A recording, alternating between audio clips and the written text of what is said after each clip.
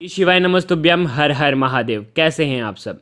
नवरात्रि में यदि आपने 9 दिनों तक लगातार माता रानी की पूजा की है, यदि आप अष्टमी या नवमी के दिन माता रानी की पूजा करते हैं, लेकिन अगर आपने ये उपाय नहीं किया है तो आपको ये उपाय ज़रूर करना चाहिए ताकि आपकी 9 दिन तक माता रानी की जो पूजा आपने की है वो सफलतापूर्वक माता रानी स्वीकार कर ले। नवरात्रि के दौरान आपको एक कन्या को ऐसी चीज़ भेंट करनी है जिससे आपकी ये पूजा सफल हो जाएगी। पूज्य गुरुदेव की कथा सुन करके समझ करके प्रयास करते हैं कि आप तक उनके दिव्य उपाय बिल्कुल सरल विधि से सरल तरीके से पहुंचाए जाएं ताकि आप उन उपायों को कर पाएं। अगर चैनल पर नए आए हैं तो चैनल को सब्सक्राइब कर बेल आइकन को ज़रूर प्रेस करें और कमेंट में हमेशा की तरह श्री शिवाय नमस्तुभ्यम ज़रूर लिखें।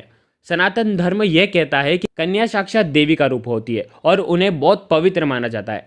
नवरात्रि में सबसे ज़्यादा महत्व कन्या पूजा का ही माना जाता है, लेकिन यदि आप किसी कारणवश कन्या पूजा न कर पाए तो आपको ये उपाय ज़रूर करना चाहिए जिससे आपके ऊपर माता रानी की दिव्य कृपा बरसती रहेगी और साथ ही साथ अमित दृष्टि रहेगी। तो किस प्रकार से उपाय करना है, देखिए नवरात्रि के दौरान आप ये उपाय कभी भी कर सकते हैं। आज करना है तो आज कर लीजिए, नहीं तो आप कभी भी ये उपाय कर सकते हैं। अष्टमी नवमी के दिन भी ये उपाय आप कर सकते हैं। यदि आपने आपके घर में माता रानी को विराजमान कर रखा है तो उनके सामने ये उपाय करें। यदि आपने नहीं कर रखा है तो माता रानी की फोटो के सामने आपको ये उपाय करना है।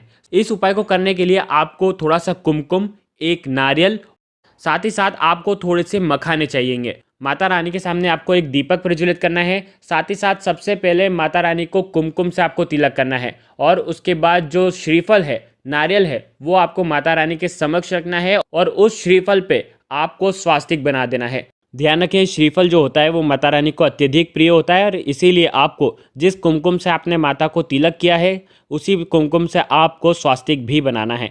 आ गई आपको इतनी बात समझ में। अब आपको थोड़े से मखाने एक कटोरी में माता रानी के समक्ष आपको रख देना है। माता रानी को मखाने भी अत्यधिक प्रिय हैं जो आपकी धन संबंधित परेशानियों को दूर करते हैं।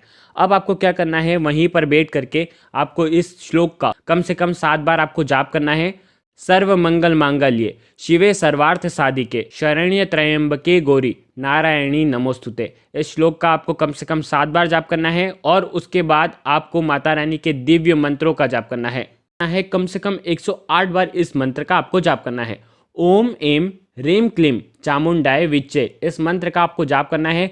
अब आपको क्या करना है, इस नारियल को, मखाने को आपको उठाना है और आप किसी भी कन्या को ये भेंट दे दे।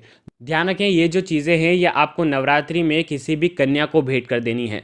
9 साल तक की कन्या को आप ये भेंट कर सकते हैं। मंदिर में जाकर के किसी भी कन्या को भी आप ये भेंट कर सकते हैं, या तो आपके घर के आसपास पड़ोस में जो भी कन्या हैं उन्हें भी भेंट कर सकते हैं। ध्यान रखें, एक नारियल आपको भेंट करना है, साथ ही साथ आपने मखाने जो रखे हैं वो भी आपको भेंट करना है और हो सके तो कम से कम 11 रुपये भी आपको कन्या को भेंट करना है। इस प्रकार से यदि आप उपाय करते हैं तो आपकी नवरात्रि की जो साधना है, मंत्र जाप है, वो सफल हो जाते हैं।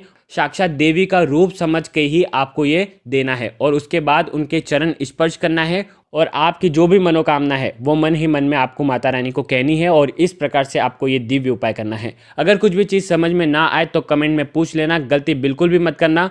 श्री शिवाय नमस्ते।